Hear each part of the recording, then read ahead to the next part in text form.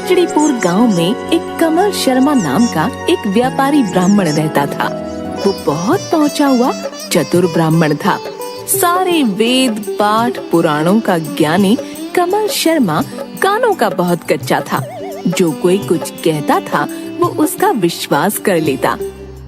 एक बार शर्मा जी एक बकरी का बच्चा खरीदने दूसरे गांव गए कि वहां से बकरी का बच्चा खरीदकर बाजार में उसको बेचकर अच्छा लाभ कमाऊंगा, ऐसा सोच एक बढ़िया पशु खरीदने की चाह में दूसरे गांव की ओर निकलता है और गांव के एक व्यक्ति जिसका नाम गोपाल है एक बढ़िया पशु के लिए पूछता है। गोपाल भाई राम राम, कैसे हो भाई? घर में सब कुशल मंगल? राम राम शर्मा जी। जी शर्मा जी, आशीर्वाद है ऊपर वाले का, सब बढ़िया है। आप बताइए कैसे आना हुआ आज? आप एक अच्छा सा बकरी का बच्चा दिखाइए, मैं वही लेने आया हूँ। शर्मा जी वो देखिए, सामने जो बकरी का बच्चा बंधा है एकदम मोटा ताजा है, आपके लिए एकदम उचित है। बाजार में भी अच्छे दाम मिलेंगे इसके। अरे वाह वाह, ये तो बहुत अच्छा हुआ। सही है, ये चलेगा। गोपाल भाई अब सही से दाम बता दीजिए। शर्मा जी और गोपाल ने आपस में मोल भाव किया और बकरी का बच्चा अब शर्मा जी ने खरीद लिया। रास्ते में बकरी का बच्चा शर्मा जी को परेशान करता है, तो शर्मा जी ने बच्चा अपने कंधे पर लाद लिया और चलने लगे। शर्मा जी को कंधे पर बकरी का बच्चा ले जाते हुए तीन ठग देख रहे थे। कैसे बकरी के बच्चे को पंडित से चुराया जाए और फिर बाजार में इसे बेचकर अच्छा मुनाफा मिलेगा। एक आइडिया सुनो। एक दूसरे के कान में फुसफुसाकर वहाँ से निकल जाते हैं। पहला ठग शर्मा जी के सामने आकर, अरे शर्मा जी, अरे ये मैं क्या देख रहा हूँ? राम राम राम राम, ये क्या अनर्थ कर रहे हैं? एक कुत्ते को कांधे पर क्यों बैठा रखा है? कहाँ ले जा रहे हो उसे? पागल हो गए हो क्या? हैं? जो बकरी के बच्चे को कुत्ता बता रहे हो? अरे जाओ जाओ, किसी अच्छे वैद्य से मिलो। नाराज क्यों होते हो शर्मा जी? आपकी मर्जी, कुत्ते को बकरी समझ कर ले जाओ जहाँ ले जाना चाहते। मुझे क्या करना है? मैंने तो सोचा आपका धर्म भ्रष्ट ना हो तो बता दिया। शर्मा जी गुस्से में वहाँ से निकलते हैं। थोड़ी दूर जाने पर उन्हें दूसरा ठग मिलता है जो कहता है, अरे शर्मा जी, क्या हो गया इस कुत्ते को? कैसे मर गया ये? बहुत बुरा हुआ, बहुत ही बुरा। अरे तुम सबका दिमाग खराब है क्या? हैं? अनाप शनाप कुछ भी बके जा रहे हो? हटो मेरे रास्ते से, जाने दो मुझे। शर्मा जी वहाँ से भी गुस्से में तिल मिलाते हुए आगे बढ़ते हैं, लेकिन मन में सोचते हैं कि कहीं बकरी के बच्चे में कोई छलावा तो नहीं, जो अलग अलग लोगों को ये अलग अलग नजर आ रहा है। कुछ गड़बड़ लग रही है। राम राम राम राम। इतने में तीसरा ठग सामने आ जाता है और बोलता है, राम राम शर्मा जी, कैसे हैं आप? बहुत दिनों बाद दर्शन हुए। राम राम, बहुत बढ़िया। इस बाजार की तरफ जा रहा था, कुछ बेवकूफ लोग मेरे कंधे पर रखे इस बकरी के बच्चे को कुत्ता बता रहे हैं और कुछ मरा हुआ कुत्ता। पता नहीं क्या हो गया है सबको, दिमाग खराब है उनका।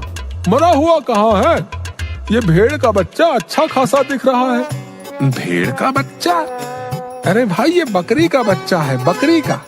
शर्मा जी कैसी बातें कर रहे हैं आप? हैं? भेड़ के बच्चे को भेड़ का ही बोलूंगा ना। मुझे भी एक भेड़ का बच्चा खरीदना है। अगर आप चाहो तो अच्छा दाम दे दूंगा, 300 रुपए दूंगा और मुझे बेच दो इसे अभी, एकदम नगद। अरे इस छलावे का बाजार में पता नहीं क्या मोल मिले। यहाँ जो मिल रहा है बेच देता हूँ। हाँ हाँ ठीक है भाई, आप ले जाओ इसे, 300 रुपए दे दीजिए। ठग कमल शर्मा को 300 रुपये देता है। 300 रुपये लेकर कमल शर्मा वहाँ से निकल जाता है और तीनों ठग इकट्ठे होकर बाजार की तरफ निकलते हैं। उधर कमल शर्मा को लग रहा था कि कुछ न कुछ गड़बड़ तो जरूर है। वो इसका पता लगाने के लिए उनके पीछे बाजार में आता है। वहाँ देखकर वह हैरान हो जाता है कि वो तीनों आदमी साथ हैं और उन्होंने बकरी के बच्चे को मोटे भाव में बाजार में बेचा। अब क्या था, कमल शर्मा का तो बेवकूफ बनाया जा चुका था। शर्मा जी के दिमाग की घंटी बजी और उन 3 ठगों को सबक सिखाने के लिए एक उपाय सूझा।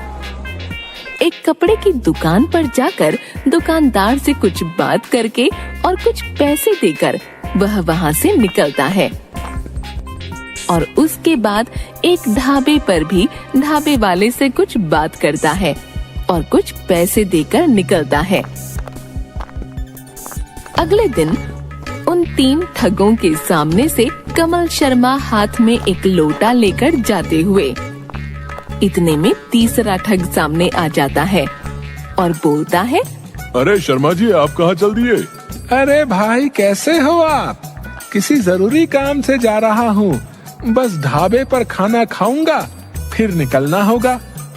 बाजार जा रहा हूँ इस लोटे को बेचने। अरे शर्मा जी, इस लोटे को कौन लेगा भला? ये कोई ऐसा वैसा लोटा नहीं है, हमारा पुश्तैनी जादुई लोटा है। आओ, मैं तुम तीनों को आज इस लोटे के जादुई पानी के बारे में बताता हूँ। आओ। तीनों ठग शर्मा जी के साथ उनके पीछे ढाबे पर चले गए। शर्मा जी ने वहाँ पर खुद भी खाना खाया और उन तीनों को भी खूब खिलाया और उसके बाद ढाबे वाला शर्मा जी से 450 रुपए हो गए सबके। शर्मा जी ने अपने लोटे से पानी लिया और ढाबे वाले के ऊपर छिड़क दिया और कहा, हे जादुई लोटे के जादुई पानी, चल दिखा अपना कमाल। इतना बोलने के बाद ढाबे वाले ने अपनी जेब में हाथ डाला और उसके पास जेब में पैसे थे। ये सब देखकर तीनों ठग हैरान हो गए और सोचने लगे, बस किसी तरह ये जादुई लोटा हाथ लग जाए। उसके बाद शर्मा जी कपड़ों की दुकान पर गए और अपने लिए कपड़े लिए, फिर पैसे न देकर अपने जादुई लोटे का कमाल दिखाया। इस बार तीनों ठगों को विश्वास हो गया कि लोटा सच में जादुई है।